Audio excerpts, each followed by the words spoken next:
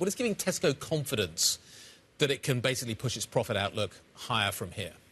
Well, it's a bit like you said. It's both the inflation easing off and it's the cost-cutting programmes that have actually helped them expand margin in the last period. But I think there's also, it's not the most bullish of outlooks because they did have a slight miss on the revenue and also on their operating profit.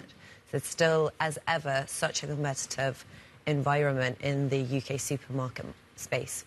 Talk to us a little bit about affordability here. Every person I talk to is saying groceries are getting more expensive, and you see it every week. We had Catherine Nice, PGIM's European economist, talk about it this morning. I'm still recovering from New York grocery prices, so I don't see the difference. But walk us through the numbers here. How much of a difference is it making for the average Brit? Absolutely. I mean, I think you speak of New York, and it's kind of a reminder that relative to other things, UK food prices have been historically incredibly cheap, and that's partly down to this intense competition that we have in the supermarkets.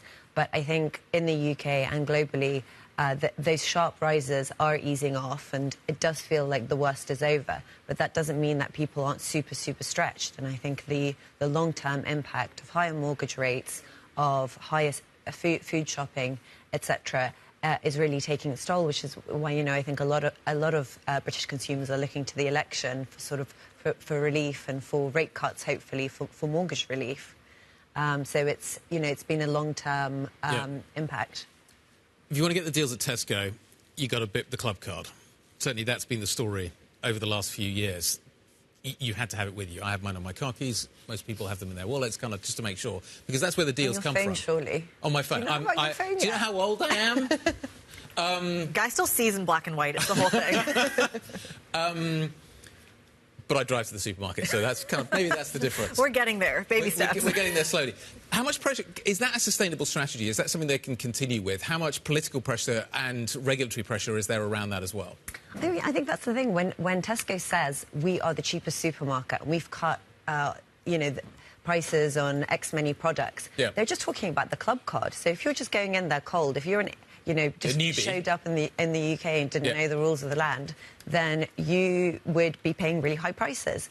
And the CMA, the Competition Markets Authority, has taken note, and there's currently an investigation. And I think theoretically that could affect all of them. And, you know, Sainsbury's as well quickly followed suit. I think increasingly, if you want to get what looks like vaguely normal pricing in Sainsbury's, you have to get your Nectar card, key ring. One of those as well, on my car keys. Glad to hear it. So that strategy, you know, they might have to suddenly pivot if there's pressure, but we're still to find out because the investigation is live now.